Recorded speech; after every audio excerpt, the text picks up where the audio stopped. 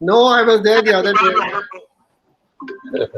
He was moderating the book discussion of Dexter. He had a lot of pertinent questions for Mr. Dexter, who spent 2 decades in Beijing.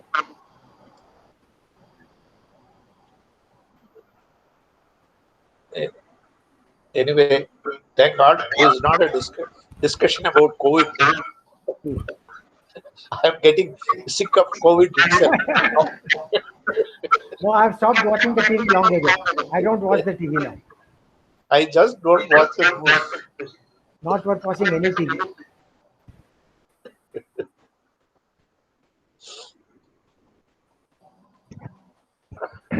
Is Mr. Kuhan joining us from London? Yes. Yes, sir. Okay.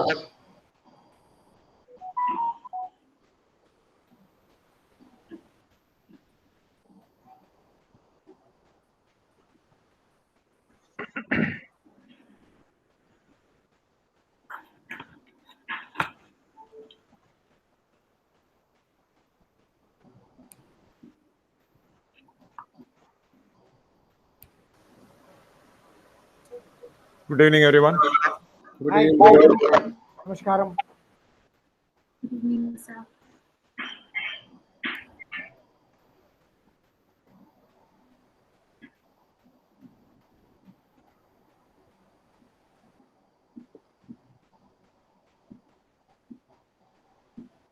Hello, Mr. Selvaraja. Namaskaram. Welcome. Good evening, Selvaraja. Thank you. Thank you. Vanakkam. Sorry. வணக்கம் செல்வராஜா. வணக்கம் kernel. எப்படி இருக்கீங்க? கொஞ்சம் குளிர் இப்ப எங்களுக்கு இங்க. ஆமா. எங்க லண்டன்லயா? கேட்கல சொல்லுங்க. எங்க இருக்குது இப்போ? சிட்னி. சென்னையிலயா? ஆமா. And at least you people are free of COVID. Sydney, it is the winter now. இப்ப autumn actually. இப்ப now that the temperature slowly going down.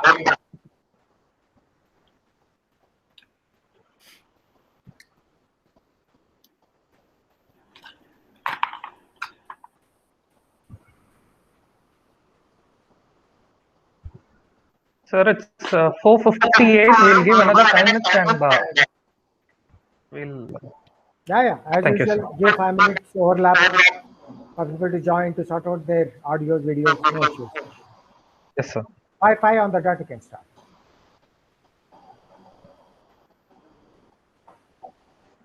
That's okay, sir. Shivaraman, sir. 5. That's fine. My son was telling me a lot of his friends have died. 4 of them have died on COVID. Sad. It's sad reflection all over. In the last I 1 got week, a message from a tribal village yesterday that village has lost 25 people. 25 people. That village is in a remote area. Where is the oxygen? Where are the medical facilities in such places?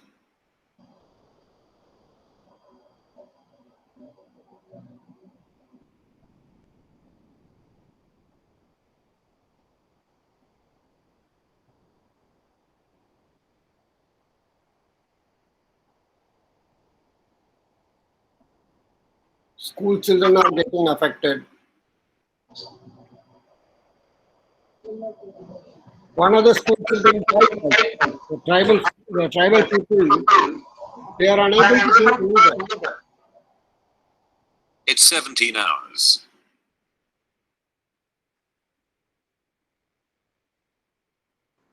Sir, you're muted, sir. No, there is some interference. Yeah, I was saying that except for the one who is speaking, all of them should be requested to mute it, otherwise there are reverberations.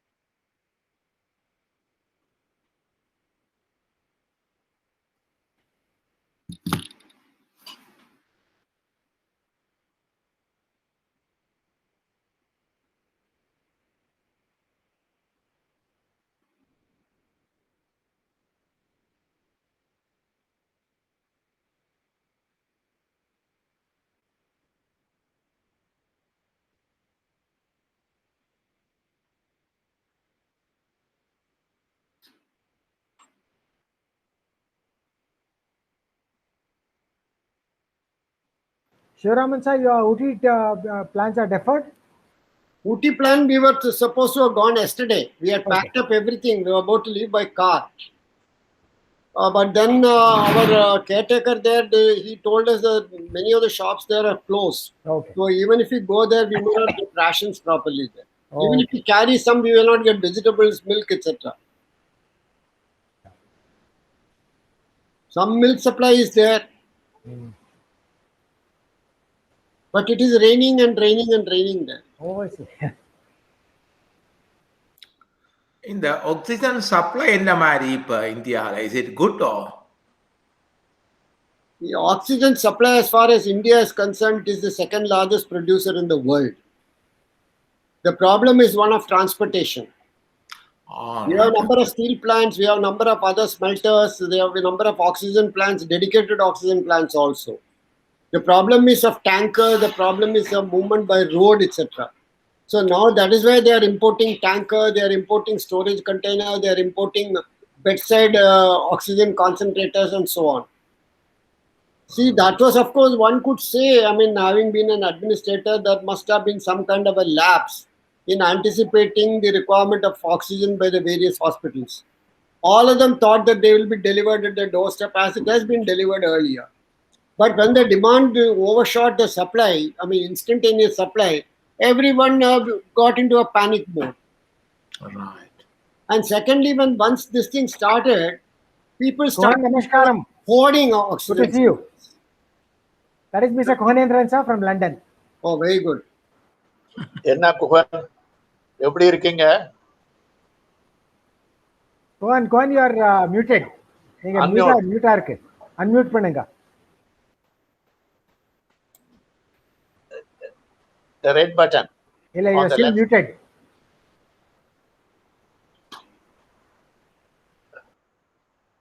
On the screen bottom left.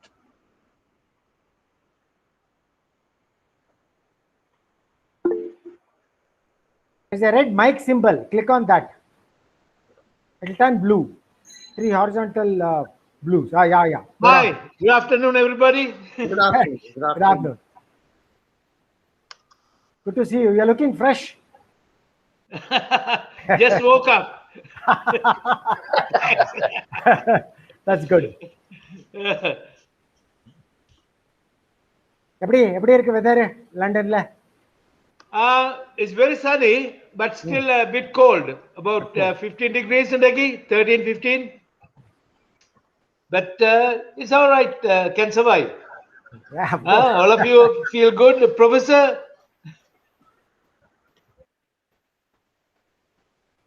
Poor Boris is fighting with his back to the wall against a statement he made of all things. Piling up of bodies. Yeah. I'm glad Okay. all of you look well. How is this pandemic treating you? We are treating the pandemic. Well, I just came out of the COVID. I was a COVID patient. I was in isolation for 2 weeks.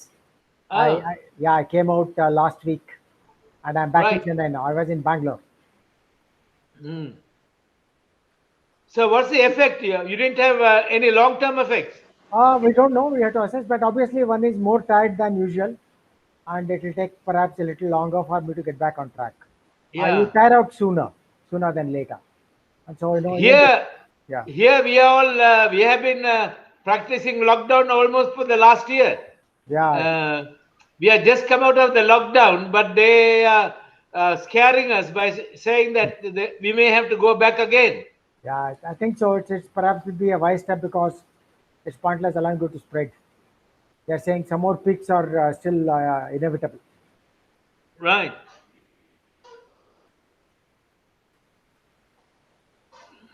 Okay, Bala, I think, Professor sir, can we start or are you waiting for some more people? Professor sir, you're muted. Just unmute yourself, please. Yeah. We can start. All right. Thank you, sir. Except the speaker, I request everyone to please mute themselves. Warm greetings and good evening to all of you. Thank you very much for taking time out to be with us today. For Center for Asia Studies, Chennai Center for China Studies, book discussion on Akathiyin Thuyaram, a book authored by Professor Suryanarayan. It's been more than a decade since the ethnic conflict ended in Sri Lanka. So the book by Professor Suryanarayan seeks to highlight the dilemma faced by the Sri Lankan Tamil refugees in the context of twists and turns in the Indo-Sri Lanka relations. On this note, I would like to warmly welcome every one of you here. I hope you're all keeping safe and fine. On this note, I request Commodore R.S. Vasan, Indian Navy retired, Head Strategy and Security Studies, Center for Asia Studies and Director C3S, to deliver his opening remarks. Over to you, sir. Thank you, Bala. Good evening, ladies and gentlemen. I saw Indira just logging in. Good to see her joining us from Shanghai. Professor Suryanarayan, Mr. Sivaraman, Kuhan from London, a very dear friend of mine, and of course, Telaraja and Bhagavan. I had seen one more person. I think he's not here. He must have gone back again. I'm sure that there will be more people who will join us. And this is a very important topic, very close to Professor Suryanarayan's heart. He's been very closely following Sri Lanka issues. Not today. It's a decades-old commitment to the Sri Lankan Tamils. And the number of books that he's written on refugee situation, on fisheries, on the geopolitics of Sri Lanka are phenomenal. And every other day you will see that there is discussion on these issues, and it's become even more relevant today. All of this morning I shared with our Chennai Center for China Studies group about the impending visit of the Foreign Minister of China, who is coming into our neighborhood. He's coming to Sri Lanka, and this is the kind of landscape that we have. And with Gotabaya out there, we do not see too much of things happening as far as the refugees going back is concerned. The UNHCR released the report for last year, which again does not look too encouraging. You have about 100,000 people here in India, and the numbers who are going back are very few. Thanks to also the COVID, thanks to also due to the domestic issues out there, where in fact many of the fishermen we know, Professor Suryanarayan knows, we've been interacting with these NGOs. That they make clandestine trip to Sri Lanka to assess the ground situation, before making up their mind as to whether to return or not to return. They are okay here, but obviously the desire to get back to their motherland and claim back whatever was taken away by them, by the army, by other Sri Lankans, etc., is something that needs to be supported. So in this context, that there is a relevance of the book written by Professor Suryanarayan. It was written some years ago, but we are very happy that it's been now translated into Tamil, and it's available to a wider audience. And from that point of view, I would like to compliment Professor Suryanarayan for ensuring that it is out not only in English but also in Tamil to a larger global audience. So I know that this book has now been read in Australia, in Europe, in UK, and other places. So this is what we would like to discuss today, to see what is the way ahead, because the geostrategy, geopolitical situation, in the island next door is not something that is conducive to our overall maritime neighborhood first policy. We made a lot of claims about managing the maritime neighborhood, but the fact that we've not been able to manage any of our neighbors for that matter is something that is an issue of serious concern to us. So it is in this backdrop of the developments that are taking place in our neighborhood that we'd like to have a book discussion on the issue of the plight of refugees. And how do we, as a big nation, a big Asian nation over here, and the so-called regional leader, enable successive effective repatriation of the Tamil and protect their interests in Sri Lanka. So this would be the scope of our discussion today, and I'd like to hand back to Bala for introducing the other speakers and for conducting the proceedings. Over to you, Bala. Thank you very much, sir, for the succinctly put opening remarks. I now request Shri MR Sivaraman, sir, IAS retired, former Revenue Secretary, Government of India, to deliver the special address. Thank you, everybody. I'm not an expert on the refugee problem, but still, I will start with some personal anecdotes. When I joined service in 1963, the East Bengal refugees had started coming in. That was my first encounter with refugees. So as a very young officer at the age of 23, I had to go to a station about 60 miles away, receive every 10 days one trainload of refugees coming from East Bengal. They were brought into my district and they were put in a camp known as Murga Tola. Murga Tola means, it is a place for the forest chicken, as they call it, forest hen they call it. So that's where they were put up. So they were coming in a very, very, very bad condition. And I used to stand there, receive them, put them in buses and escort them all those 60, 70 miles to their camps. I didn't know their language, they didn't know mine. So it was a horrible situation. For 1 year, we somehow or other managed, and then later on they shifted to other places. That was my first encounter with refugees. The point that I want to make here is that refugees are not only from one country to another country. According to the United Nations, we have displaced persons within their own countries. And I'll be giving you some very horrifying statistics.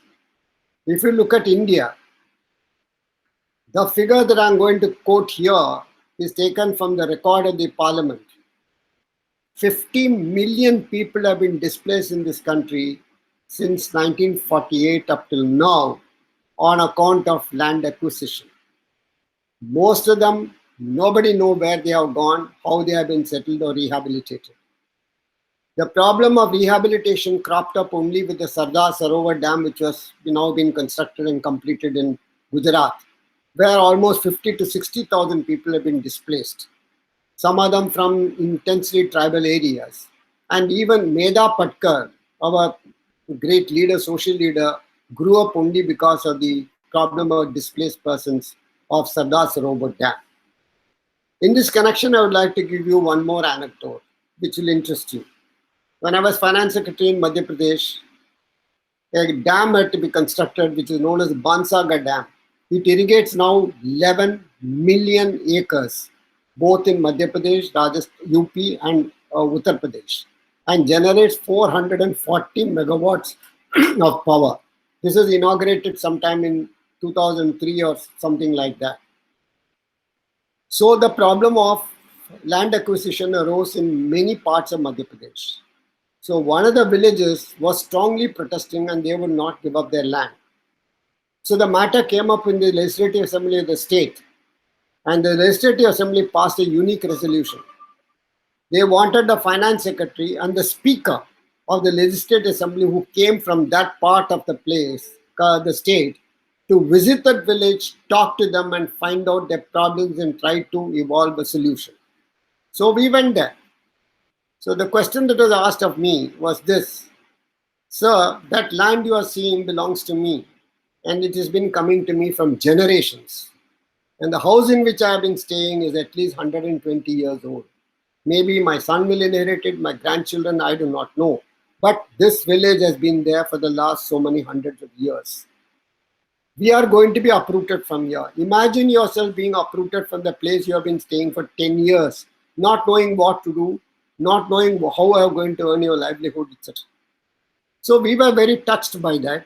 So ultimately, after 3 days of discussion there, we stayed in the village. They ultimately agreed. They said they wanted an exact replica of the village to be built, land to be given to them in alternative places, school to be constructed, etc., which we promised, and ultimately I think the government did it. Otherwise, they would not have inaugurated the dam.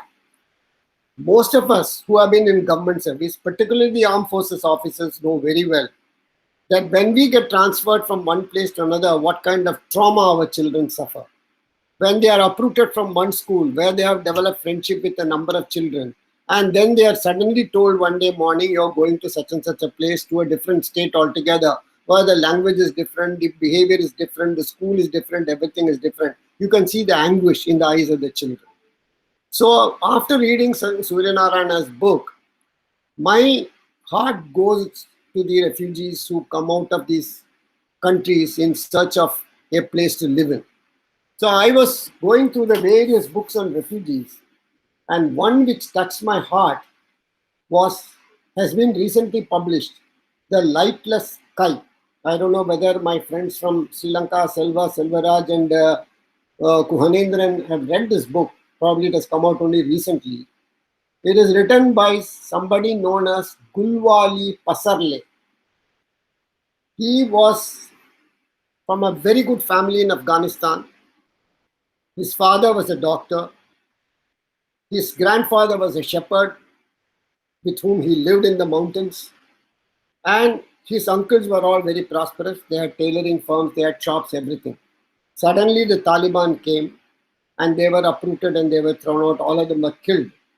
And his mother somehow or other managed to push two of them, one Gulwali and his brother, into some kind of a group which was rushing towards Pakistan to exit from there.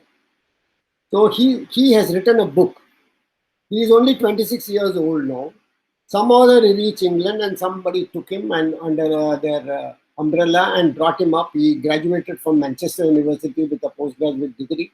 And he had narrated his story to somebody who had written this book. I'll just read only 2 sentences. This is the first. Before I died, he was on a ship, on the deck of a ship.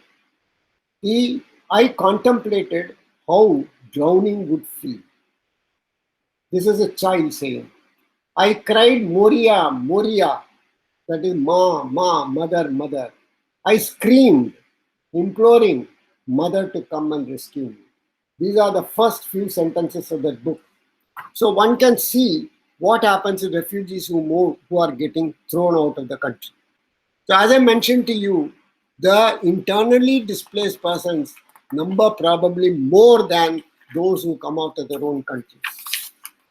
Now, several books have been written on refugees. Refugees are trapped in one of the beautiful sentences which I read about refugees, written by Dina Nair. Refugees are trapped in the perpetual present. The future brings anxiety because you don't belong there and can't move forward. The past brings depression because you cannot go home. Your memories fade and everything you know is gone.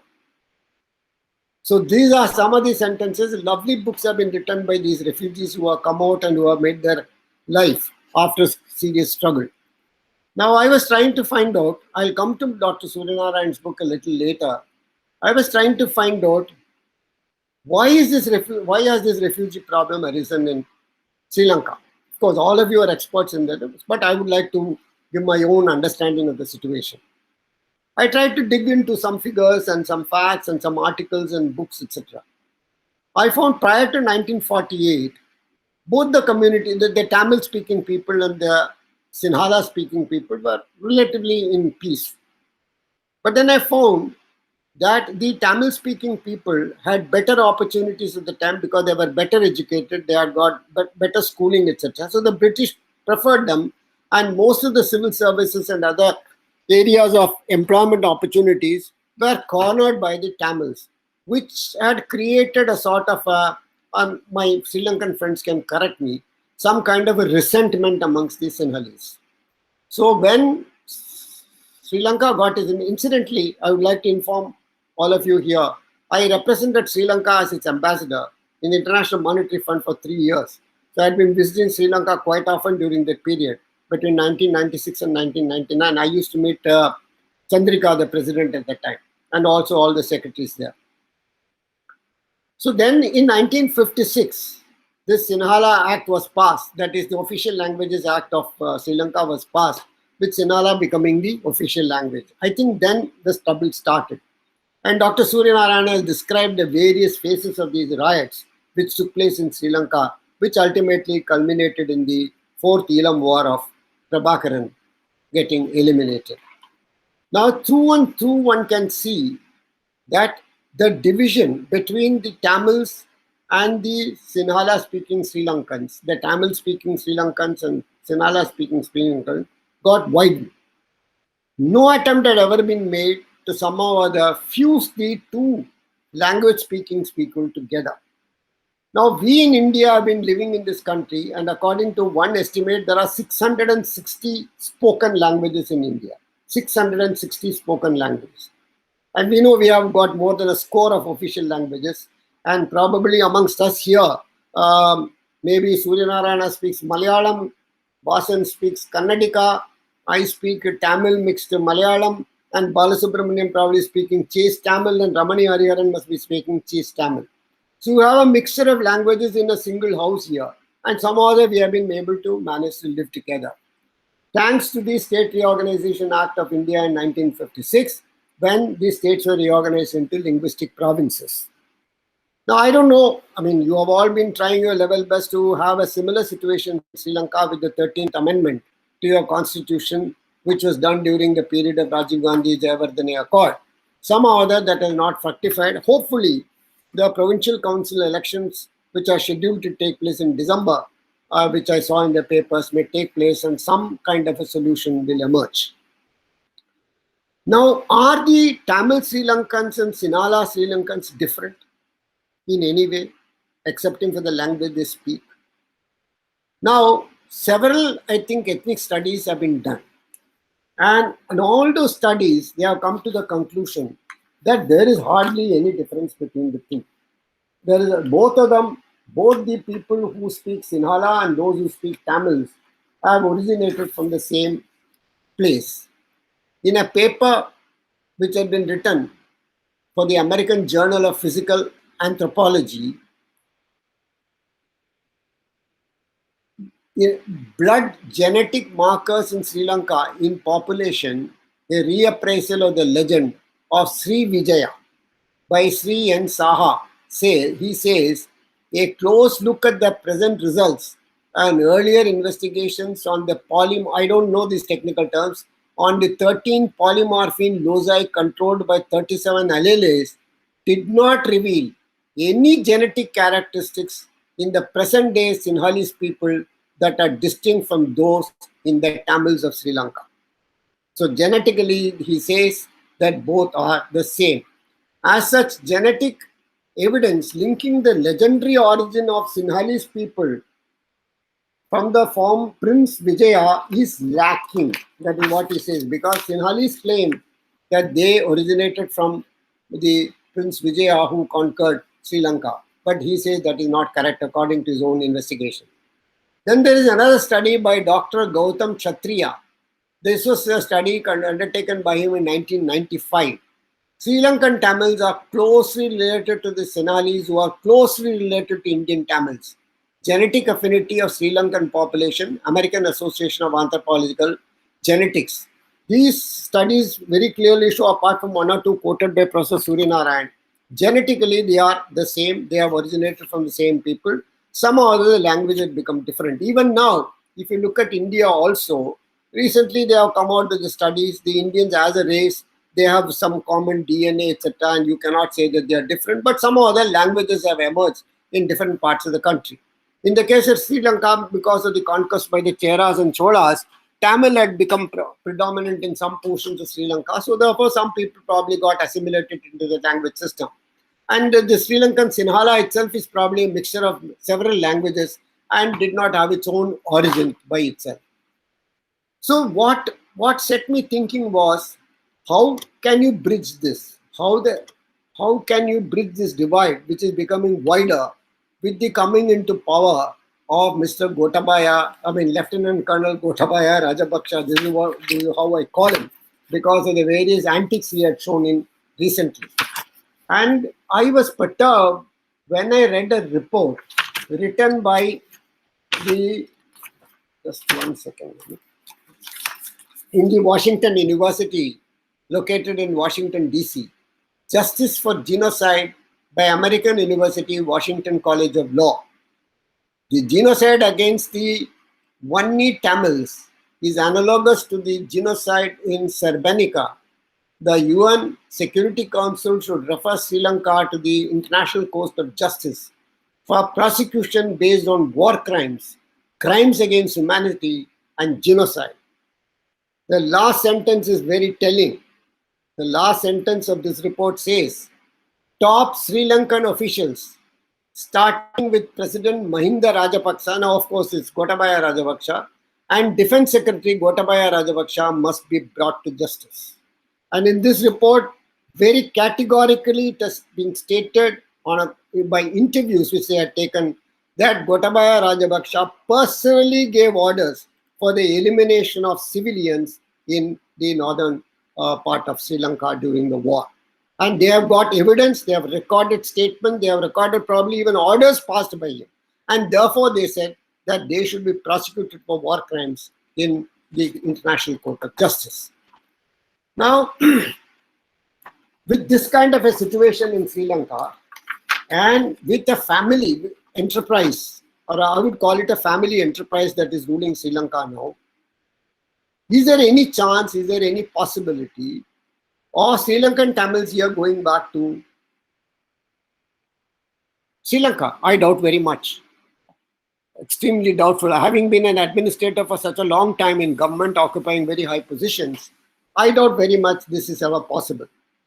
Because some of the orders that have been passed by President Gotabaya Rajapaksa, elevating people who had been accused of war crimes, of killing people mercilessly during the war, they have all become secretaries to government. There is one admiral there, there is one general there, all of them were probably accused of crimes and initially targeted for prosecution. But now they are occupying very high positions there. In addition to that, I have been reading that Mr. Rajapaksa has been turning away from steps that were taken to bring in about a sort of a settlement of all these people in a proper manner so they can get along with their lives. I have a person here who owns a property, a very large property, which accommodates the State Bank of India, my branch. He has very huge property in Colombo and very rich man. He's a Tamil and he has recently constructed a temple. I think the President or Prime Minister inaugurated the temple in Colombo. I couldn't go there because for various reasons. He invited me also. And I have been asking him, why is he not going back? He is so wealthy, so prosperous. He's got a lot of property in Colombo. Why is he not going back? He still hesitates. He says, I don't know whether I am secure when I go back there. So now the situation is, we have Sri Lankans living here. They have become absorbed in our society and we have been accommodating them. The question is, which has been raised by Mr. Suryanarayan time and again, could they not be given Indian citizenship? Now, I want to read only one sentence, probably Suryanarayan may clarify this. Page 129 of his book. He says another distressing aspect of these unfortunate people must be underlined. That is, he is talking about Malaiha Tamil refugees. In the 1960s, they were keen to reside in Sri Lanka and become Sri Lankan citizens. But now, please carefully watch. But in October 1964, without ascertaining their wishes, New Delhi entered into an agreement with Colombo and conferred Indian citizenship on them. Today, having fled to India as refugees and having integrated into the Tamil society, they want to acquire Indian citizenship. So this contradiction I was not able to understand. I think Mr. Suryanarayan will be able to explain it. Because if they have been conferred Indian citizenship, why do they have to ask for Indian citizenship now again and again? Now the question arises, how do you deal with refugees in this manner? The CAA, the recent amendment to our constitution, says so many things, and the question was raised, why not the same CAA be made applicable to the Sri Lankan Tamils who are here? After all, they have been persecuted, they have been sent away. Now in this context, let us look at it from a very, very holistic angle. We are seeing millions of people fleeing Syria, hundreds of thousands of people fleeing Syria, fleeing Iraq, fleeing Afghanistan, and several other countries, Bosnia at that time, people have been fleeing these countries because of the dictatorial, autocratic, and despotic leaders who came to power and who wanted to eliminate people. Now, what would we be doing if, for example, all these refugees who run and they are given citizenship in those countries? In economics, we call it moral hazard. Would it not be encouraging people in other countries where they have got ethnic minorities to simply eliminate them or to throw them out of the country? Would it not happen that way? Now, in the case of Sri Lanka, they have been living together. They have built Sri Lanka together. They have been the most prosperous community also of Sri Lanka. And tomorrow, a person like Gotabaya Rajapaksa thinks of another program which he may start, because most of the programs which Mr. Suryanarayan described here were eminently supported by the government in power or by their agencies like the police or the army. It is not merely the public who did that, because according to various other things which I have read recently, it says the Sri Lankan people, Sri Lankan themselves, are not very much against the Tamils, and there have been intermarriages amongst them. Recently, yesterday only I read a report. There have been intermarriages in the western part of Sri Lanka. Number of them live together and there is no problem. Many of them speak Tamil. Many of them speak Sinhala also, and they have been living together. And now I believe there is one admiral of the Sri Lankan Navy, a person of Tamil origin, some Chinnaya or Chippaya or somebody, who was the first person to have acquired general rank from amongst the Tamils. I knew Mr. Sundaralingam, who was probably the Commissioner of Police of Colombo when he had to flee from Colombo when Jayawardene was the president. He was my neighbor here and who unfortunately died 2 years ago. And I used to help him to get his visa renewed every 5 years. And the last renewal was for 10 years. And he was telling me that he may not live to see those 10 years. Unfortunately, he died within 2 years of that. So what I would like to know from the Sri Lankan friends here, that is there any way by which 5 years hence, something can be set in motion by which this problem can be eliminated. May not be eliminated, at least reduced substantially, so that the Tamils of Sri Lanka feel that they are Sri Lankans first and Tamil second. They speak Tamil. We are all Indians first and Tamils second. We are all Indians first, Gujarati second. We are all Indians first, Bengali second. So we see here, whenever there is a problem, the whole country rise together as one nation, one country, one person.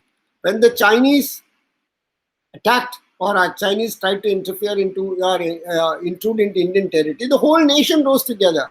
And I am very certain if a call is given, people from Kerala, Andhra Pradesh, Tamil Nadu, everywhere there will be mobilization and people will fight for the country without anything. And I have seen people who in villages just giving away their ornaments during the 1965 war and 1971 war, when as young officers we used to collect funds for the defense of India. So when Sri Lankan Tamils, I don't know because you will be able to tell us, Sri Lankan Tamils who are here. At the time when I used to represent Sri Lanka, the problem had started, of course, terrorism had started, and Prabhakaran had become active, and I could not go to Jaffna. I used to be in Colombo, I used to go to Anuradhapura and down south in Sri Lanka, but I never visited the north. But at the time they told me you should not go there, you may be attacked or something like that. So I couldn't go there.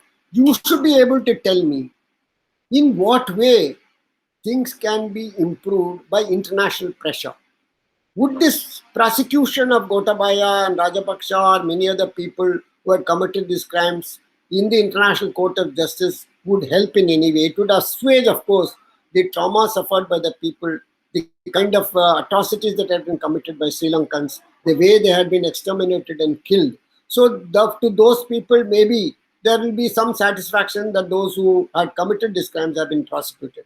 But what is the way forward? I myself am not able to think of any way by which this can be moved forward, particularly under the present regime, because the present regime seems to be trying to emulate, I'm sorry to say this, they are trying to emulate China. Many people here may not agree with me, particularly the colonels and the commanders may not agree with me. Colonel Gotabaya, I always call him as Lieutenant Colonel Gotabaya. Very rarely a general takes over a country. It's always a lieutenant general or a major general takes over a country. And my former chief minister used to tell me, Kuhanendran Singh, Sivaraman, do you think that a general of the Indian Army will take over India? No. It will be a tank commander of a tank brigade who will move his tank, surround the parliament and take it over. The generals will ultimately start working under him. So this is what will happen. Generals will never take over. Here, Lieutenant Colonel Gotabaya has taken over Sri Lanka. Would it at all be worthwhile for the Indian government to extend a hand of friendship to him? Because when once a hand of friendship was extended to him, he tried to spit on it. Because when the millions of doses of vaccines went there free of cost, and next day he said, India, get out. We don't want to give you the port. Now, the Chinese foreign minister is visiting, or Chinese defense minister is visiting for what? They want to assure themselves that the Colombo port city becomes a Chinese colony, because they're going to spend $1 billion or $2 billion there. So what is going to happen to Sri Lanka? We don't know. The Buddhists are probably now clamoring. When you threw out the Indians, what about the Chinese? So maybe they are a little worried that their colony in Sri Lanka may be devastated or maybe probably attacked or something, because they are facing attacks in Pakistan, they are facing attacks in other areas also. So these are certain things which are maybe troubling. But however, my own feeling is Gotabaya wants to emulate Z. He wants to have total control over Sri Lanka. And Sri Lanka being a unitary state, I am very, very doubtful whether these provincial elections will take place or not. Thirdly, let me also give you my apprehension. I hope it does not come true. He will learn a few tricks from Z as to what he is doing to Uyghurs, how they are being brought under the Chinese government, Chinese control, how they are suppressing. He may try to emulate him in the case of northern Sri Lanka, Jaffna and other areas. So I don't trust this man very much, particularly because of the fact that he presided over the extermination of a lot of Tamils. Now, as far as the Indian position is concerned, I would probably presume, because I have not handled any of this refugee problem in Government of India.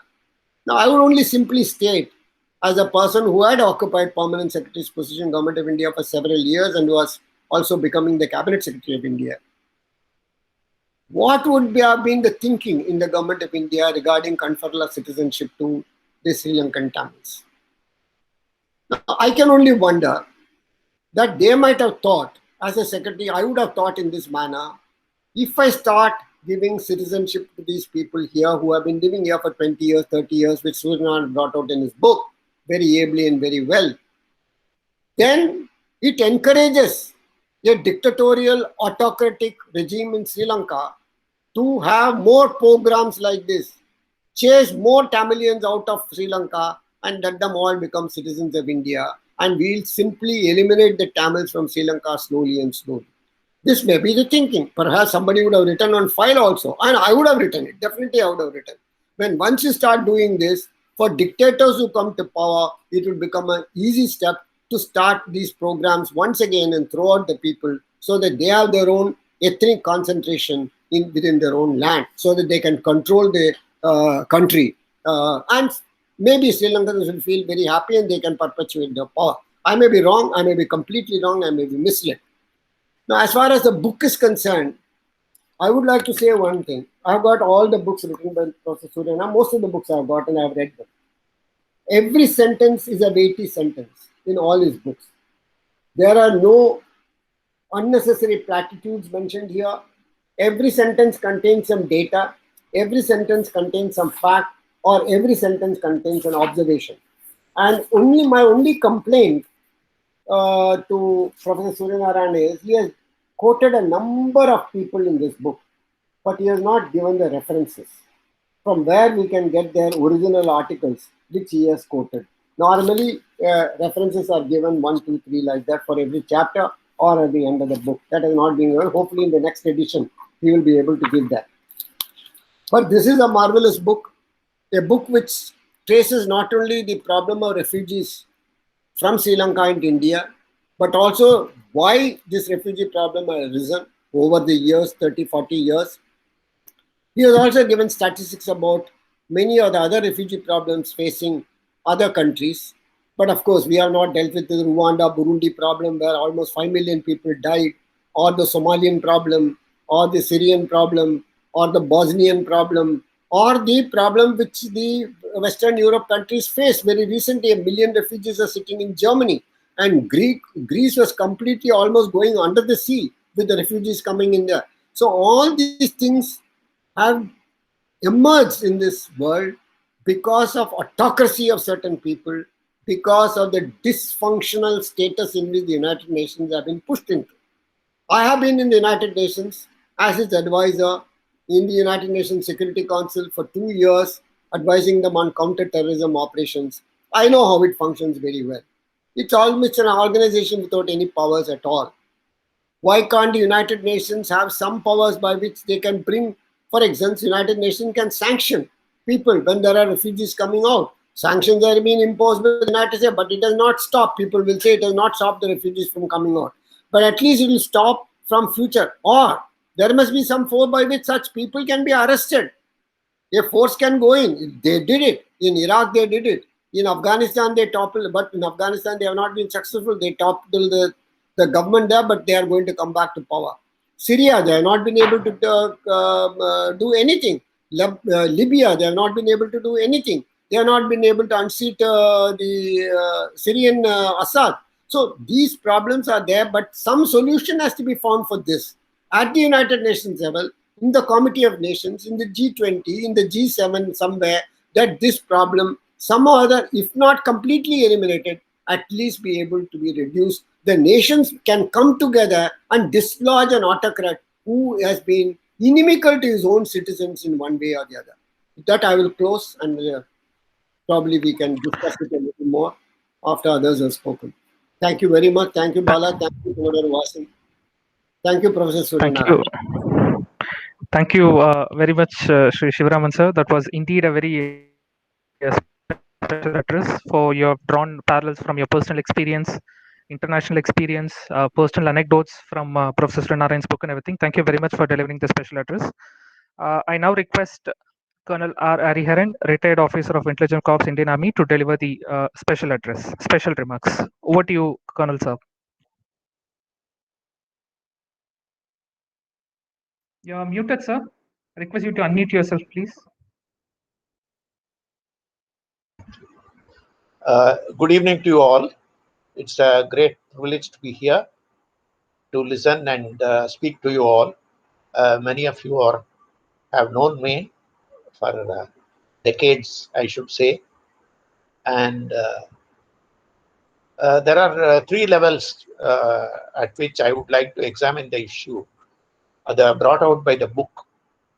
Firstly, I can reassure what Sam Manekshaw said when I asked him in 4 Corps mess in Tezpur whether he would take over the country. Sam Manekshaw, at that time there was a rumor that army might take over because in 65, 67. So Sam Manekshaw looked at me, Captain, don't you have any heart? You give me Australia or Canada, I will take over. Don't give me India. You are not my well-wisher. So anybody taking over Sri Lanka will face similar problem. It is a nettle.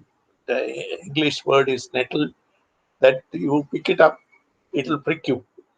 So as far as Sri Lanka is concerned, it is a very complex ethno-terrorist, militarist complex that has been formed over the years. It is the oldest Asian country which was given adult suffrage to the people and to women particularly. It is sad to see Sri Lanka coming to this stage. It has been brought out by Sri Lankans, not by others, though they would like to blame all others other than themselves. This is a trait I have noticed in Sri Lanka. It applies to Sinhalese as well as Tamils. And India is a favorite flogging horse. So I am sure Mr. Sivaraman's talk today will be debated in headlines tomorrow as India planning aggression or in Security Council. I have dealt with the Bangladesh refugees. There were 1 crore 10 million of them. I was in Agartala at that time. I was picking up for my craft suitable candidates out of the refugees. I have dealt with Rohingyas before it became a major issue. They were coming out in trickle. I have dealt with other refugees, internally displaced persons. And in Sri Lanka, I have seen them. And my own relatives have fled. They had a prosperous industry. The larger family, they had to leave it and flee. At the 1983 program, luckily the larger family has gone to Australia and Canada, leaving their homes. I don't think there is anybody. They belong to, their roots were in Jaffna. So I know firsthand how this affects the whole family. When my aunt has to flee, she had gone to the market. Her neighbor told her, when she met her in the market, there is a crowd going to attack your house. Because in Narayan Petya, it's a prosperous neighborhood in Colombo. They are going to attack, you flee to India. They have got the list of, this is 1983. And she ran to the airport with a bag of vegetables. She had no passport. She had no money. But Indian Airlines gave her a lift. She came to India, and from the airport, a porter gave her 1 rupee. In those days, you could make a call with 1 rupee. And she was picked up by my brother when he got the call. So I can understand the anguish of refugees to leave everything. It took them 10 years to recover the house and resolve the issue. Why I'm mentioning is, it is a human issue. So there are 3 levels at which we should deal with it. At first is, it is a human issue of giving refuge, not for everybody who is fleeing. There are criminals also fleeing. There are people who want to improve their career status or want to do business. They also come across illegally. India has plenty of them. And Indians also go like that. And the third is, who are recognized by UN as refugees, who seek asylum. So if we have to treat the 3 differently. So I will not put everybody under the same category. The European Union's Commission for Refugees had been asking me now and then. They have been in touch with me from Brussels for my comments on specific areas from which the refugees go and whatnot. I would like to say that these memories have to be documented. I keep telling Sri Lankans, if you want to, you cannot just go to, if you read the International Court of Justice conventions or the international humanitarian law, these are all well documented. 1951 document deals with refugees, the humanitarian law. There are many international conventions under which remedial action can be done. But we should be clear. First, we should give refuge. Are we ready to give that? That would, how much and what quality of life can you deliver? These are issues come automatically to the next phase, that is a political plane. It has a huge political content. Receiving refugees and treating them has a huge political content. So, because the Rohingya refugees, highly humanitarian issue, the 700,000 had to flee 3 years back. 40,000 of them came to India. Some are in Chennai only. But there was a huge uproar because the Rohingyas had been fighting for some elements, had been fighting the Islamic terrorist idiom, with the Islamic terrorist idiom. So when you have Tamil refugees, there is this separatist content. So I can understand the government of India's initial hesitation. In 1983 also, they were talking of Greater Tamil Nadu, in Tamil Nadu itself, of Elam and Tamil Nadu coming together. This kind of bugbear travels with this, and with social media in full cry, this kind of bugbear gathers momentum. And WhatsApp and TikTok, thanks to the Chinese, adds to the momentum.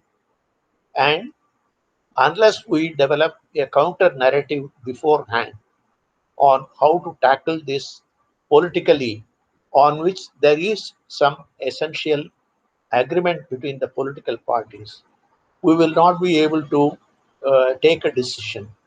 This is what has been, to my mind, delaying the dispensation of Indian citizenship, because I doubt very much whether even in Tamil Nadu, within Tamil Nadu, there is a uniform view on this. I doubt very much, because it has been used as a political issue, not as a humanitarian issue.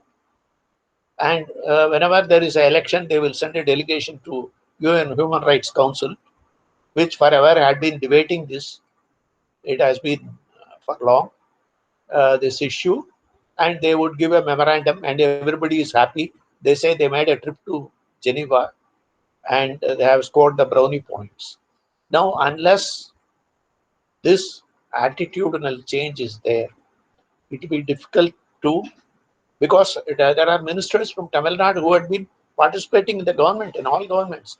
DMK itself was there. ADMK itself was there in the government.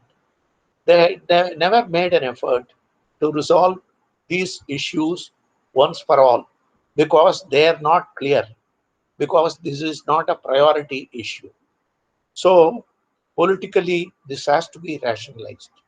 These are hard truths. Many will not agree, but I am a bystander outside the political spectrum. This is how I am fairly well informed on this issue. This is how I feel it. And the third aspect, I would say, is the international, beyond bilateral India-Sri Lanka issue, the international issue. There are two components of the international issue. One is with the bilateral relationship. India had been always fighting for the cause of plantation Tamils, rather upcountry Tamils, who are of Indian origin, who were taken from here as indentured labor to Sri Lanka by the British. When the coffee failed, they wanted to cultivate tea. It started with that. And after that, they were left in lurch when Sri Lanka became independent. This is a well-documented history. It is a shame that those who were given Indian citizenship and who came to India were still left out of Indian, the Indianness never touched them, because their quality of life suffered. I am sure I have some leaders had been in touch with me also, and Professor Suryanarayan also knows, because when a majority of them are Dalits, and Tamil Nadu, for all its talk of Sadi illai, Samayam illai, it is the caste orientation didn't suit the political idiom. So they were largely left out except for one or two parties. So this is another aspect of if you had treated like that your own people of your own origin, how you were going to treat the Sri Lankan refugees? These are actually political issues which would send a signal to Sri Lanka that we are determined to do this much. What are you going to do? And I am sure I am not as once I was told by one of the former prime ministers, India, if it decides to march to Sri Lanka from Rameswaram, they start from, they can reach Hampandota by the evening. That is not a big issue. But do we want to do that? So Gotabaya, for all his military knowledge, he knows this reality, that it is a big country. I think Mr. Sivaraman mentioned about the Chinese defense minister visit. Actually, it is, I feel, it is to reassure two things I see in the agenda. One is there is a bill that is being discussed in Sri Lankan Parliament on forming a commission that would run the Colombo port city. China wants it to be not too much loaded against that. So China must be pressurizing. So he is the guy who has a very good equation with the Sri Lankan army and defense setup. And Gotabaya must be having a very good equation. And point number two is that everybody is rattled by the Quad. We may think the Quad is not working, the quadrilateral. But when you have 4 countries Navy steaming up for exercise, 5 countries, I should say, for exercise, naval exercise on Indian Ocean, small countries in Indian Ocean get unnerved. This is because it's a show of force. They are coordinating. Many may underrate the value of whether US would come to aid of India or India would go to the aid of US in South China Sea. These are debatable. But for small countries like Mauritius, Sri Lanka, Maldives, and even Bangladesh, these are the things they have to consider, a relationship, maintaining a cordial relationship with India. And who will invest in port city? It has to be Indians. It's not going to be only Sri Lankan, so our Chinese. It has to be Indians. India is using Colombo port 70% of the containers. So there is an Indian compulsion, which may not be visible, but it is there. The Tamils, Sri Lankan Tamils know more than us. That is why they keep expecting India to act rather than getting their own political act together. And today, one of the Sri Lankan correspondent was asking, what is India going to do? Rajapaksa is going to refuse the whole elections. I said, what are Sri Lankan Tamils going to do? You have ministers, you have parliament members. I am yet to see them coming together and taking out a huge procession, public protest, saying we should hold. Unless there is that compulsion, India will not act. There has to be a physical compulsion. I don't think that point has been reached now. And if I know the Rajapakshas correctly, they will not allow that point to reach. Mahinda Rajapaksa is politically very savvy.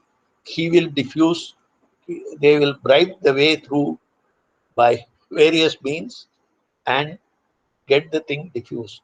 So politically, what Sri Lankan Tamils are going to do matters much more to compel India to do what they want. I have been telling them, I have been writing also in Sri Lankan Tamil media also, I had been writing. I had told even the TGT, when they invited me to speak I have told that is the what is that Ilam government, virtual government, the leftover of LTT. I told them this is the only way. They should evolve a package acceptable, which should have a refugee content on resolving the issues, not merely the atrocities or the empowerment. It should be a total package. It should be sold to Tamil Nadu government. Tamil Nadu government should pressurize central government. Modi has got innumerable problems. He is not going to just wake up and say, and I am going to help Tamils. So that has to come from Sri Lanka. And now I will go, I don't want to exceed my time. I will go to part 3 on the UN, what UN can do. It took 12 years of constant struggle for in Rwandan massacre. When it took place, 2 million people were killed for IC's International Court of Criminal Court to come up and book the culprits. It took 7 years. It is not yet finished. Same with the Bosnian massacre case of both Croatian and Serbian commanders who carried out atrocities. It is a function only governments can do. It is not individual organizations cannot do. So a government should be willing to undertake this. Serbia had, they were already, others were ganging up against Serbia. That is the NATO allies. And in case of Rwanda, France took a particular interest also. And because the one of the nun who aided the massacre, she belonged to this is my own deduction, where she belonged to the church from France, Catholic Church. So why I am saying is, this at international levels, if we want to deal seriously, and we should first get an enactment. I am not, India has not signed the 1951 protocol or the later one. India has got its own enactment which doesn't satisfy anybody. It has got a lot of loopholes. And the CAA Citizenship Act has further added complications. It excludes Sri Lankans. And not only Sri Lankans, I have met Chakma refugees who were Buddhists thrown out of Bangladesh. By Bangladesh, they had no takers because they were too small. At least Tamil refugees had Tamil Nadu government. Chakmas were Buddhists, and people like Professor Suryanarayan took up the case of the projecting Chakma's case, Chakma refugees case, which was resolved. So I am saying it requires, if you want to take up internationally, it requires a country's partnership, sponsorship, and preferably it should be a UN Security Council member. Otherwise, it won't see the light of the day. There's a lot of, you see the International Court of Justice in Geneva, when they had a hearing, that is preliminary to the ICC. The Aung San Suu Kyi, when Burmese army atrocities against the Rohingyas was brought up, she herself appeared. Though she herself was a victim of the army, when it came to the country, she defended the army. She said they didn't commit genocide as per the definition. So we must study the definition, UN accepted definition. It is well documented. What is the thing? So I have been telling Tamil leaders who approached me, I said, why you are not supporting the genocide? I said, you get me this according to the definition, how it is defined. Unfortunately, this is not my area of focus. My area is of a different kind.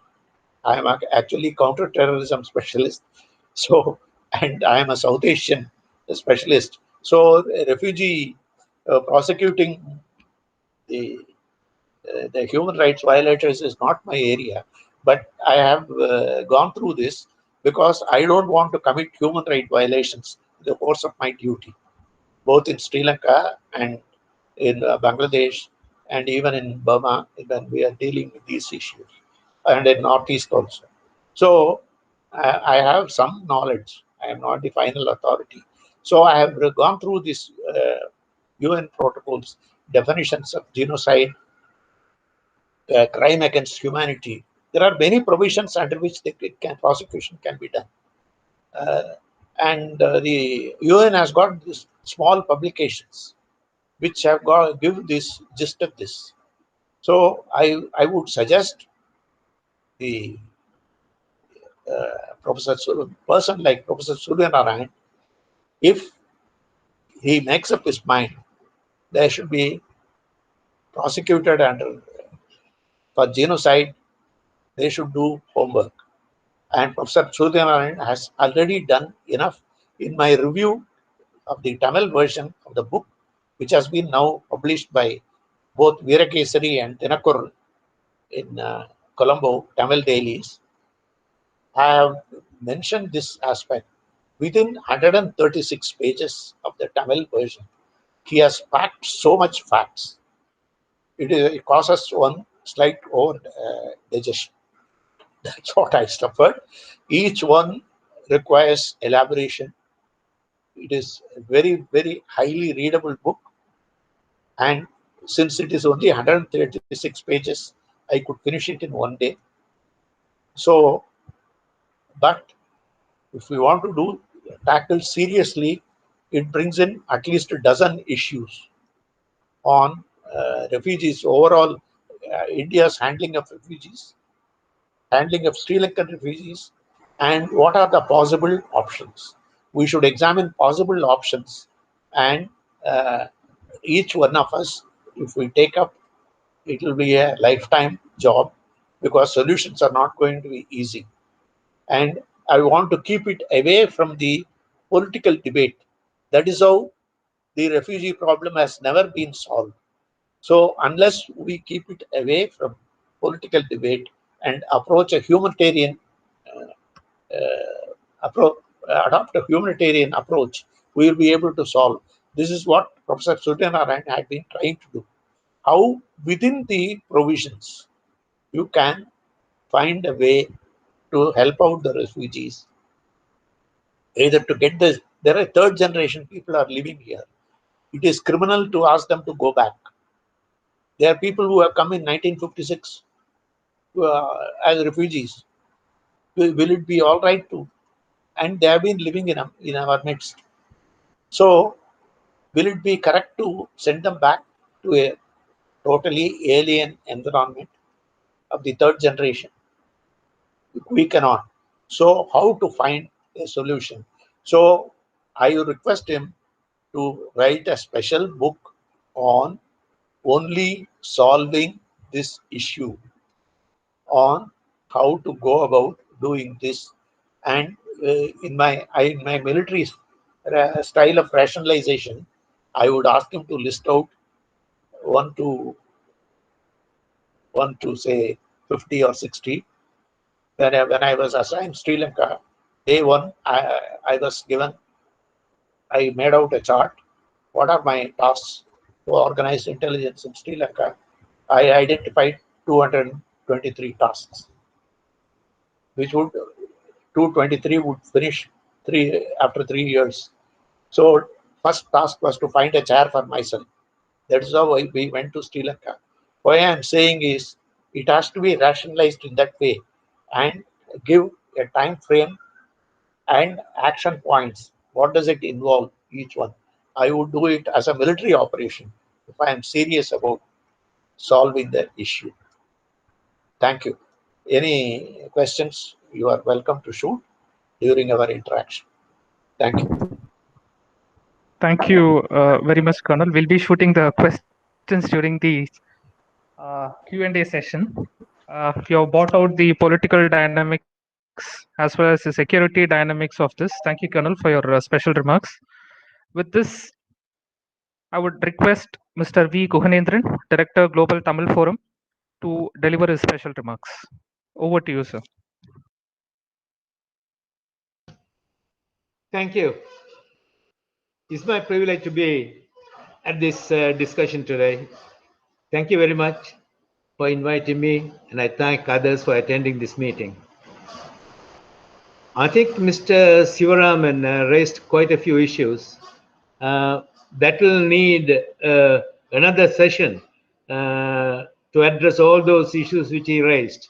And more than anything else, it convinced me that we need a Chandra Center for Sri Lankan Studies to come up with all the issues and the solutions. Anyway, I'll limit myself to this book launch today. I'm extremely happy to be here with you all, to be associated with the release of this book, Akathiyin Thuyaram, authored by Professor Suryanarayan. I have had a long association with Professor for over 40 years, during which period he had been tirelessly reporting to the world about the fate of the unwanted and unclaimed people of Sri Lanka. The historic movements of people during the First World War would pale in comparison some 27 years later when World War II broke out. By the time it ended, there would be more than 40 million refugees in Europe alone. The scale of the disaster was such that international law and international organizations tasked to deal with refugees were urgently created and quickly evolved to become the foundation that is still relied upon today. In 1949, Geneva Conventions, a series of 4 treaties, subsequently followed by 3 additional protocols that set out in international law what is humanitarian conduct during armed conflict, including the treatment of civilians. In 1950, the Office of the United Nations High Commissioner for Refugees was set up. In 1951, Convention relating to the status of refugees became the cornerstone of international law on refugees. Who are refugees? Who, if anyone, is responsible for protecting them? What forms should this protection take?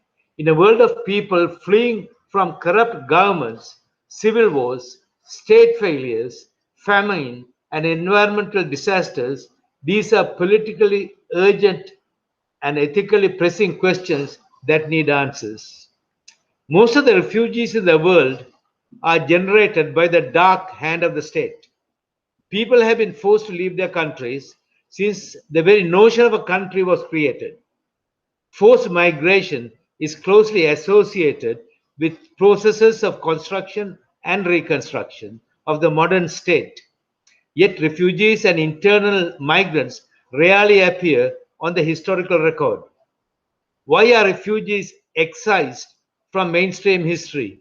Why do journalists and media not find their condition not noteworthy? What accounts for the amnesia of professional historians who have neglected countless mass displacements? This publication of Professor Narayanan examines mass migration in South Asia, setting out a case for new approaches to dealing with the refugees. Professor is an eminent historian who is a specialist on South and Southeast Asia and has been very close to the highest echelons of power, and he brings his knowledge and authority to walk us through the path traversed by the many refugees over the years who have found refuge in India. The author briefly examines the manner in which the refugees were welcomed in India and homes in on some of the criticisms of the authorities about the nature of Indian involvement at both central and state level in handling their future. He needs to be congratulated for this effort. I hope this book is just the beginning to address this neglected topic, which I hope would trigger a debate on how India should handle the issue of refugees in future. In a few pages in Tamil, Professor covers a wide area of interest and he presents to the vast general public his persuasive arguments for reform of citizenship law. This publication could not have come at a more opportune moment because once again there is mass exodus of refugees being generated in neighboring Myanmar.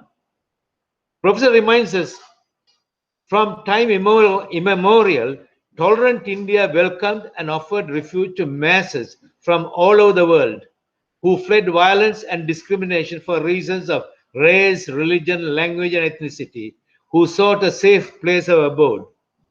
Even though India is not a signatory to the various UN Convention on Refugees, India has maintained this historic role in not turning away the refugees from its borders.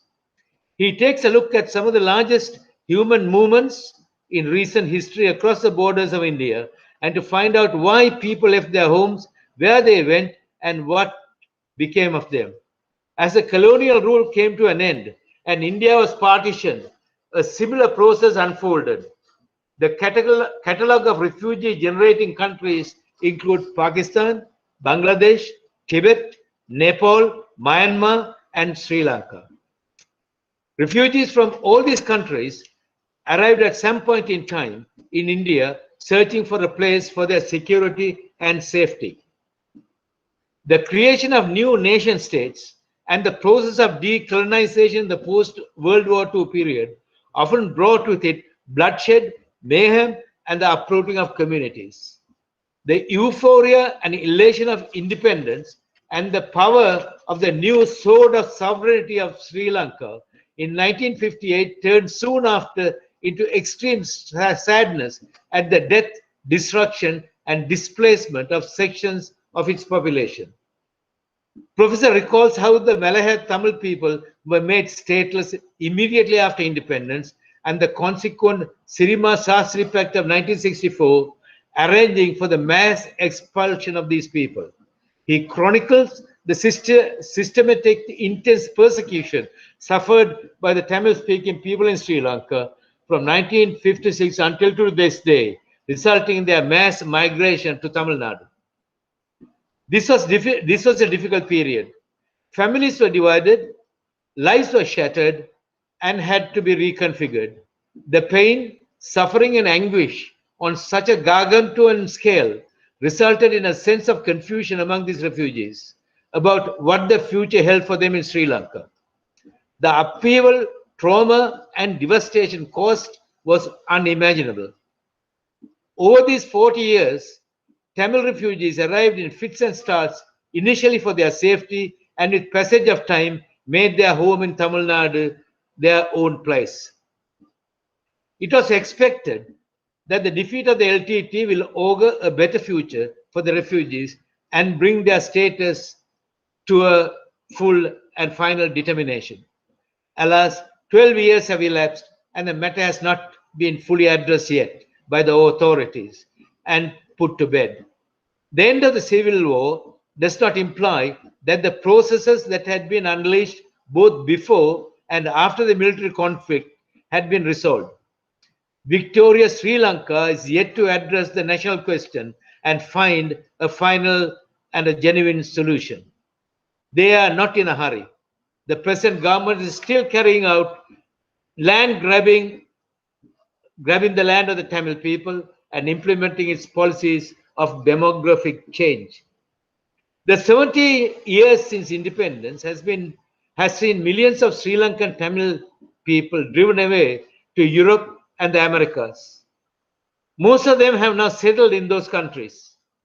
This reduces the Tamil population in Sri Lanka.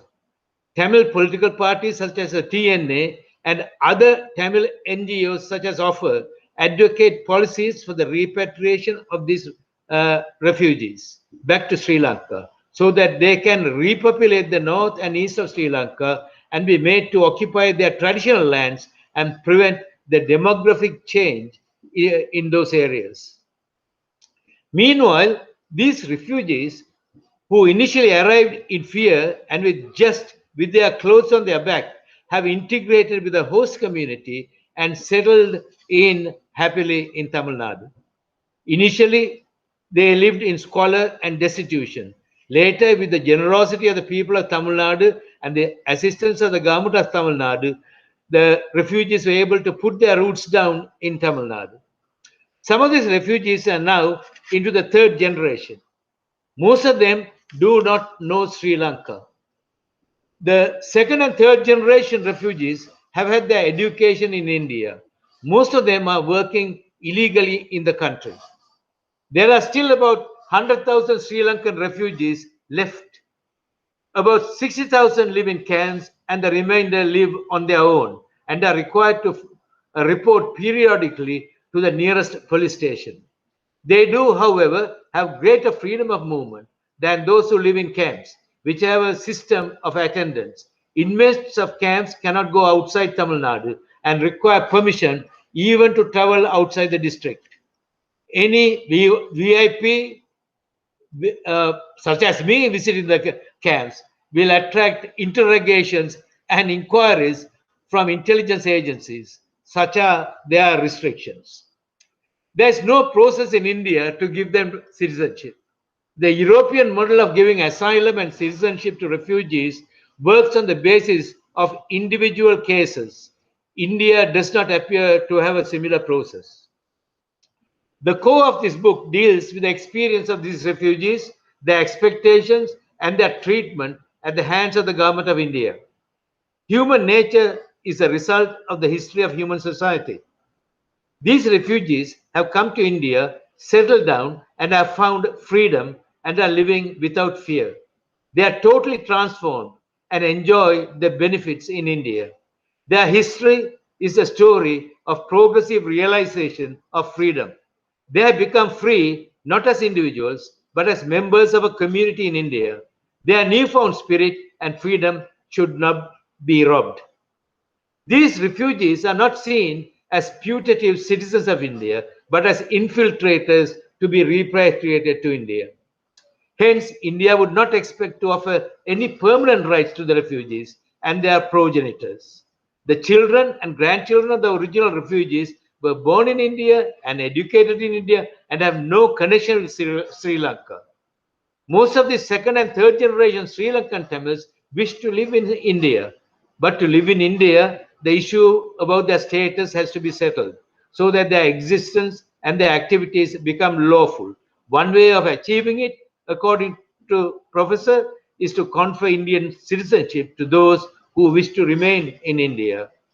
This book just presents the competing arguments of both parties, but with an emotional bias towards the plight of the refugees. Whatever the merits of the arguments, let us not lose sight of the real humans who will be affected by political decisions made by India. Thank you.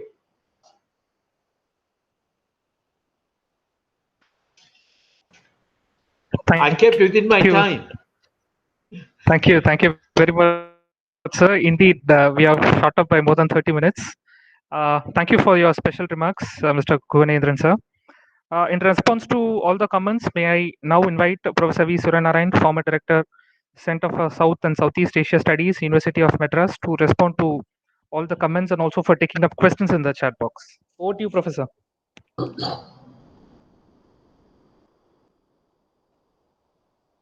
Hello, can you see me? Can you hear me? Perfect. We are able to see you, audible and visible, Professor. I am unmuted. Perfect. We are able to hear you, Professor. You can go ahead. The three panelists who preceded me, especially Colonel Hariharan and Kuhanendran, know me for decades. And Sivaraman also I know for after his retirement and he's settling down in Chennai. They have been very kind in their references to me. I feel deeply humbled by their remarks. I shall confine myself to 2 or 3 points because I do not want to mention all the points mentioned in the book, then you may not read the book. Sivaraman, in his presentation, mentioned about a contradiction that I have mentioned in the book. That in the 1960s, the people of Indian origin in Sri Lanka wanted to take roots and wanted to take Indian citizenship.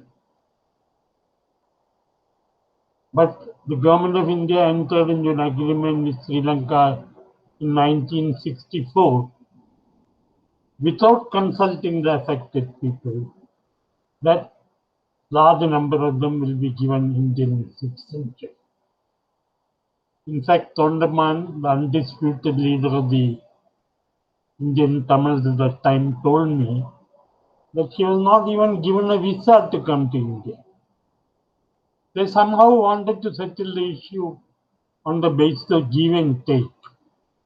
And during the negotiations, I was told the number that India will give citizenship was growing every day up and up. The argument of the Sri Lankan government was, we have taken 10 million people from Pakistan, or 10 million people arrived from Pakistan, and we have given them citizenship. This is not even 1 million. Most of them were North Indians, C.S. and various others, and they had absolutely no idea about the feelings of these people, nor did they know the view of the Tamil Nadu. Finally, a journalist friend of mine called P. Ramaswamy, with long association with Sri Lanka, went to Kamaraj. He woke him up and told him, if you do not interfere, all the Sri Lankan people of Indian origin will be taken by the government. So he went and met Lal Bahadur Shastri. Lal Bahadur Shastri told him, we have agreed on 7:4. But Lal Bahadur Shastri told him, I will not exceed that. And that day in the negotiation, the Sri Lankan team found a very adamant Lal Bahadur Shastri.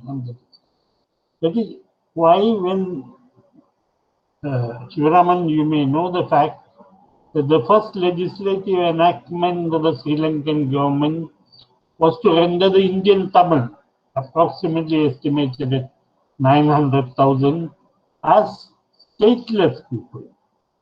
They exercised their franchise before independence as British subjects, but they were also rendered voteless and citizens. The Jawaharlal Nehru's principles stand. Those who want to come to India voluntarily, we will give them citizenship. And the rest of them are the responsibility of Sri Lanka because most of them are born in that island. During Lal Bahadur Shastri, this policy was changed, and the Sirimao Shastri Pact and the subsequent Indira Gandhi Sirimao Pact in 1974 came into vogue. Those who came to India under the pact came as Indian citizens. In Deputy High Commission in Kandy, they were given a passport, they were given the citizenship papers, and they came to India. They led a very miserable life. In fact, I did a monograph on the repatriation of Sri Lankan repatriation when I was in the University of Madras, which was used as evidence in the Supreme Court in the famous bonded laborers case. But the problem of statelessness was not solved, and as a result of parliamentary and extra-parliamentary struggle, in 2003, all of them were conferred citizenship. Now, if a refugee of Indian origin, or Malay Tamil, as I call them in the book, he wants to go back to Sri Lanka, he is given all the documents by the Sri Lankan Deputy High Commission, and he can apply for citizenship and get it. But the conditions in Sri Lanka are so different that most of them do not want to go back.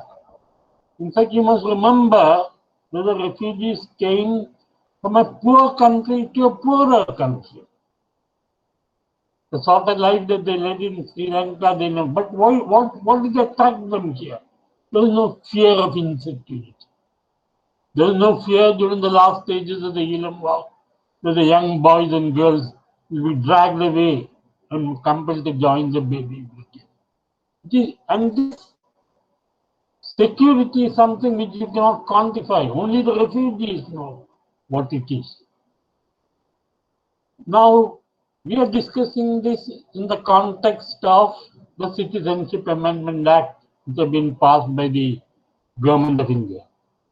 Government of India has, I welcome the Citizenship Act because it gives citizenship to those who come from Pakistan, Afghanistan and Bangladesh, where Islam is the state religion and the people who are affected are mainly Hindus. It lists out all the non-Muslims, as you all know. But I wrote an article with Gita Ramaseshan in the Hindu at that time, that instead of spelling out the communities to which they belong, you should have spelled out persecuted minorities. 3 years ago, speaking from the ramparts of the Red Fort, Prime Minister Narendra Modi said, we will support the Beluji struggle. Who are the Belujis? The Belujis are all Muslims. And if you want to support the struggle, naturally the Beluji refugees will come here. So the word persecuted minorities would have served our purpose rather than spelling out this thing. Now Sri Lanka has been excluded. Why has Sri Lanka been excluded? Because they said the 3 countries are Islamic theocracies. Sri Lanka is not a theocracy. I have written an article is published in the South Asia Analysis Group. Is Sri Lanka a theocracy or not? And I have proved there that Sri Lanka is virtually a theocracy.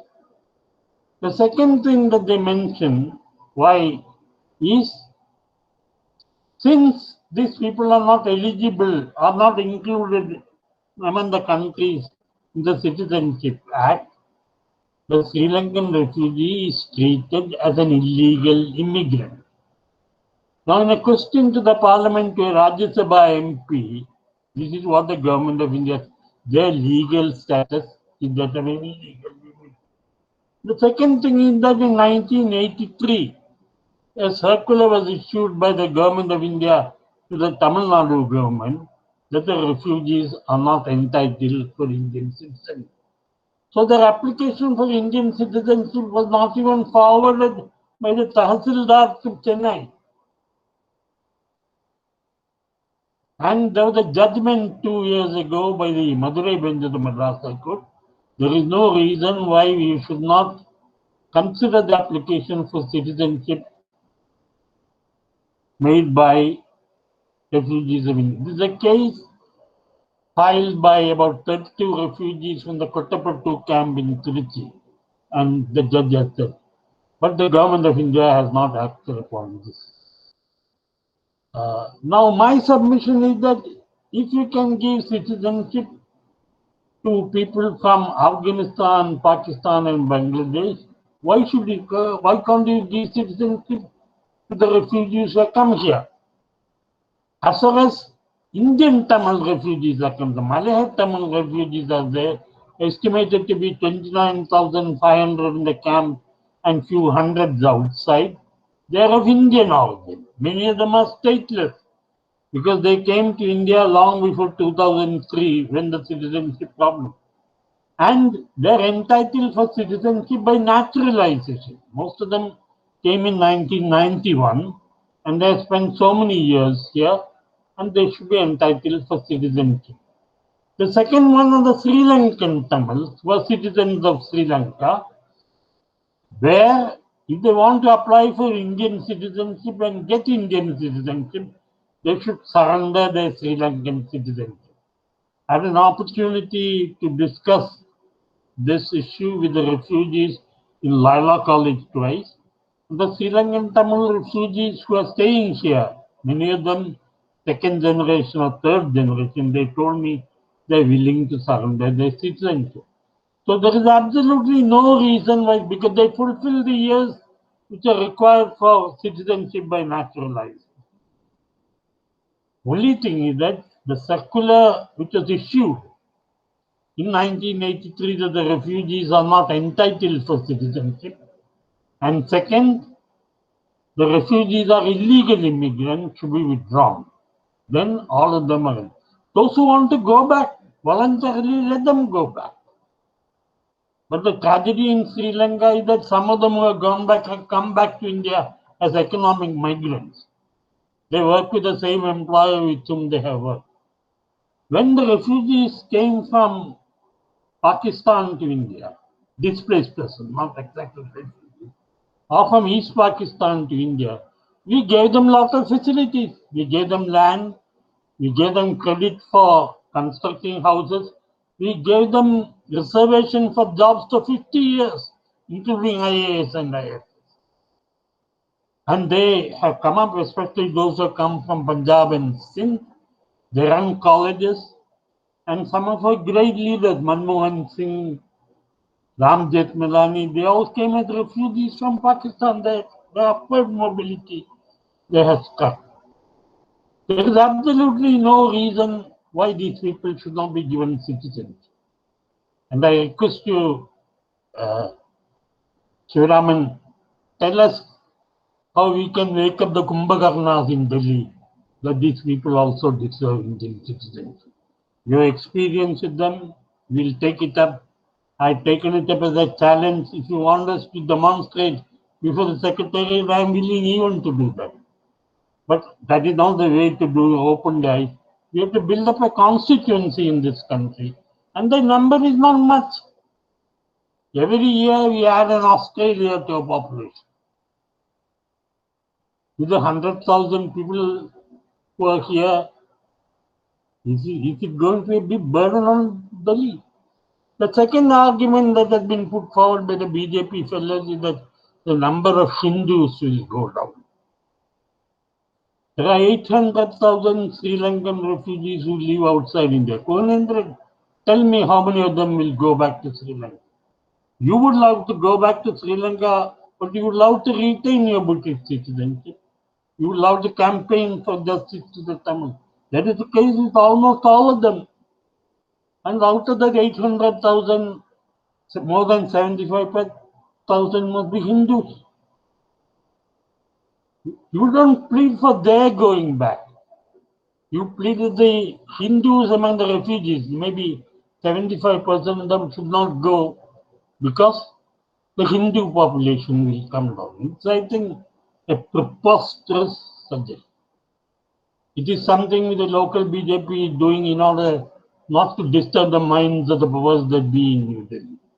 And therefore, the people with whom I have interacted,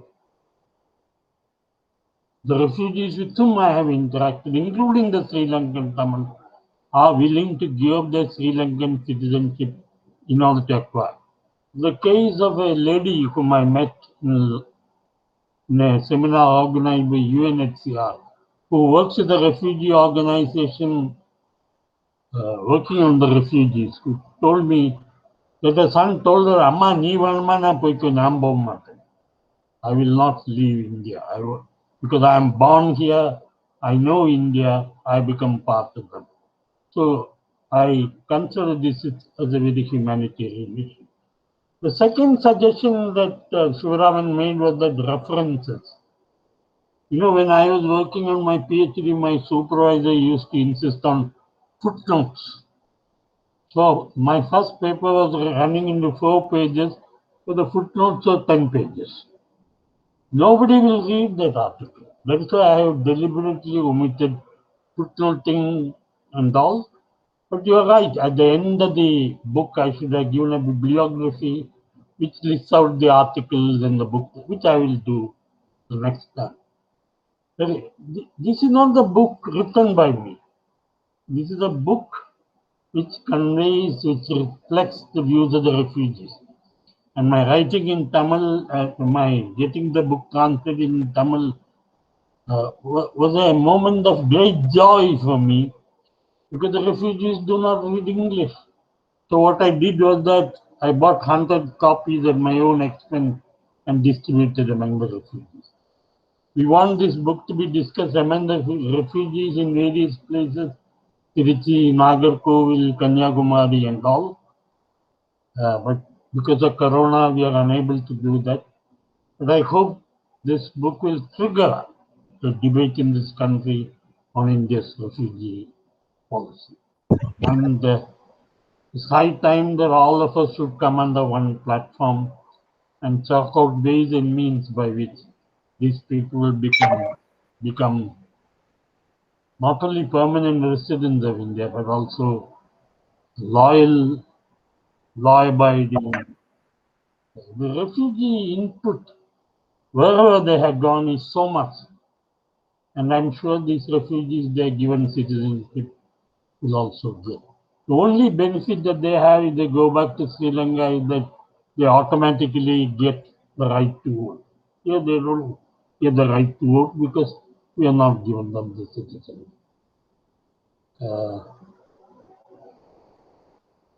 Bala, you can open it up for discussion.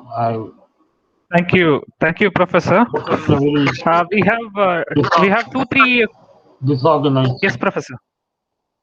Thank you, Professor. We have 2-3 quick questions for you from the chat box. I'll take it up for you. You can answer it. Indra ma'am has asked, we would like to ask Professor if there are any studies on Tamil returnees to Sri Lanka. Are they in relocation camps still, or have they returned to their own homes and property? Have they been relocated? Where can we get the numbers? Numbers I have mentioned in my book, but that is out of date. But in my next article, I'll give you the latest figures. But after Corona, nobody is doing. Now, if you analyze who has gone, those who have got either jobs or those who have got their own land, they have gone. But without any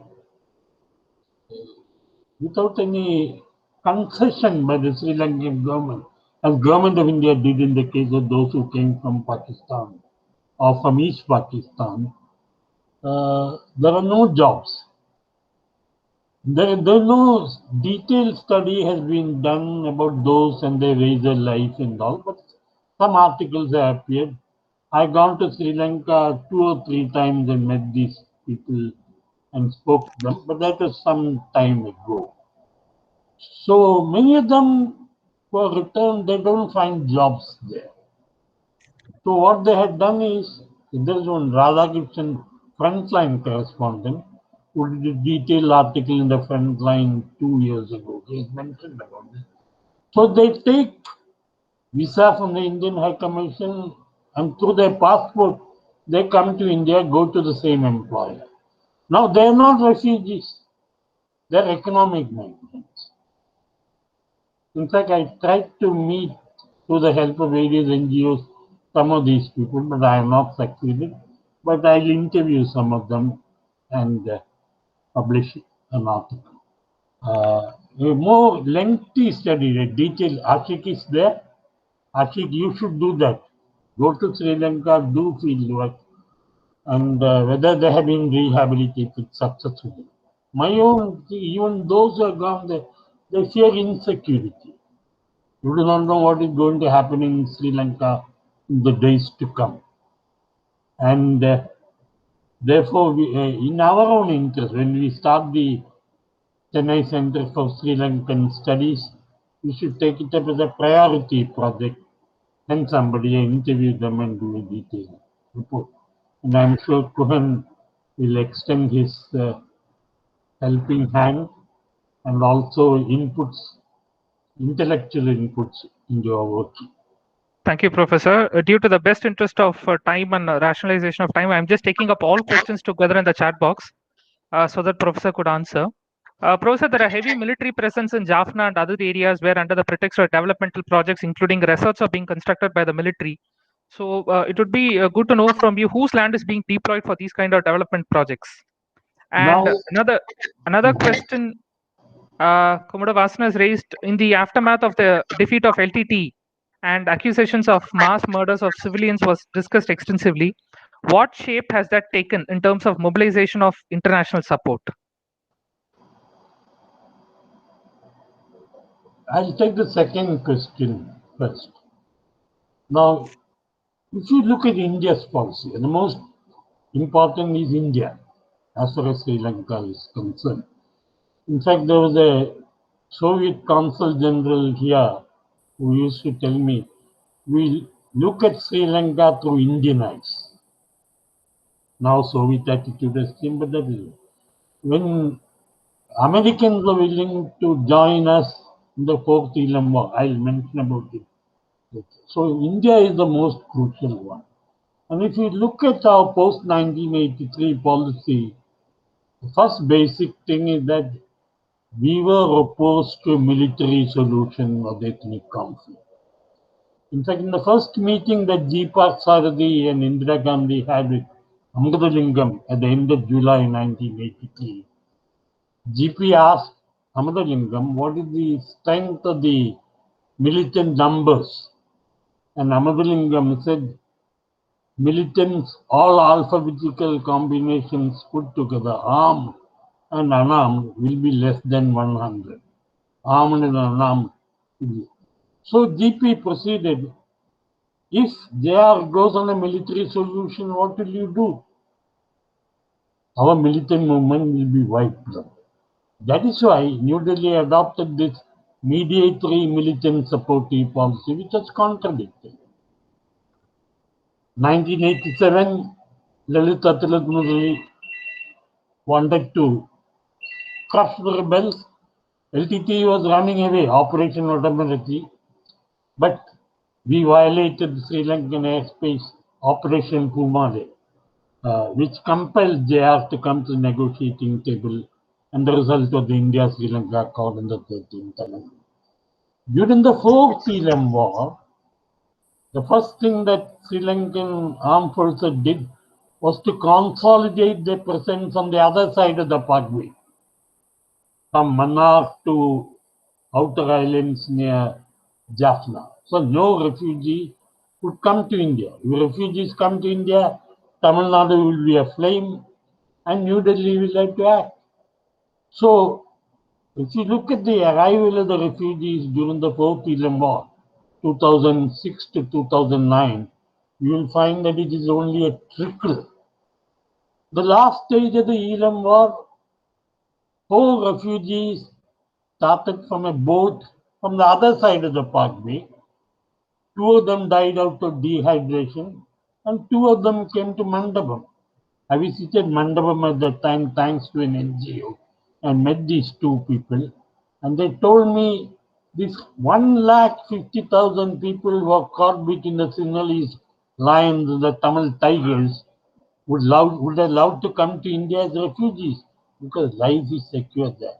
But what was our policy? I raised this in the National Security Advisory Board, of which I was a member in 2009. I told them, let us force Sri Lanka to declare a ceasefire, and let us allow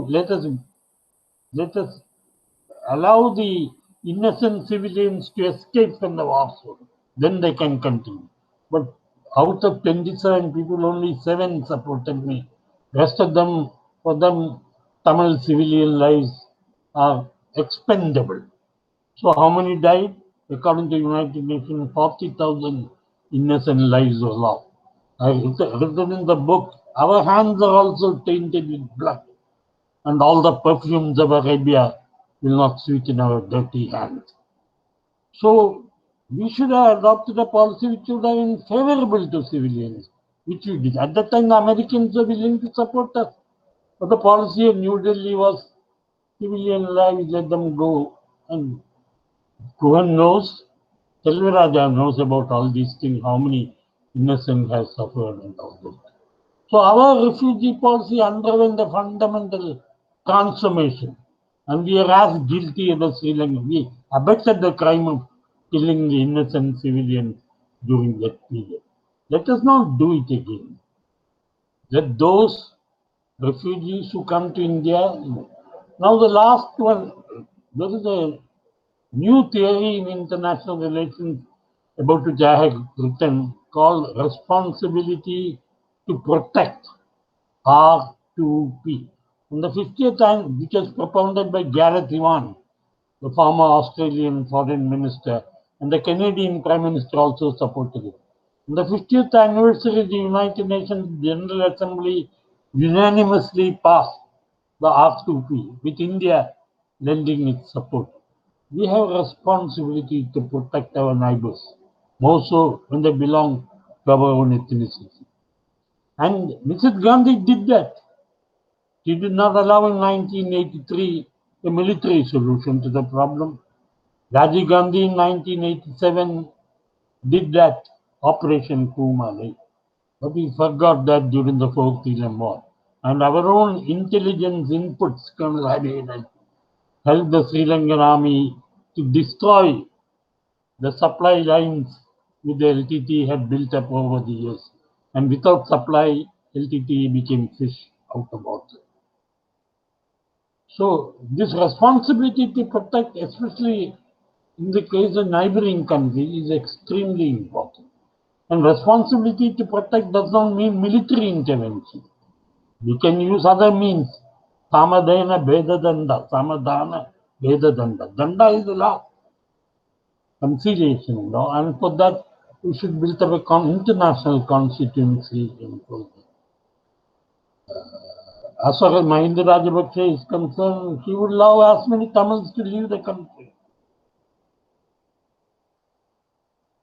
So, thank you. Yeah, thank you. Otherwise, I'll go on. Thank you, Professor. Indra ma'am, are you there? May I request you to quickly, please go on with your comments, please. Indra ma'am? Okay, I think she's not there. We'll conclude with the one fact. Some of the Tamil refugee I have interacted with in Tamil Nadu use the word Yedali. Normally we say Agadi. Is there any difference here? She has asked. I should leave the Kuhanendran or Selvaraja. They know Tamil better than me. I know only Malayalam Tamil. I think Indra ma'am has joined. Ma'am, can you please quickly, in the best interest of time, please give your comments, please? Professor, I don't think I know that difference, but we use the Agathi also most of the time.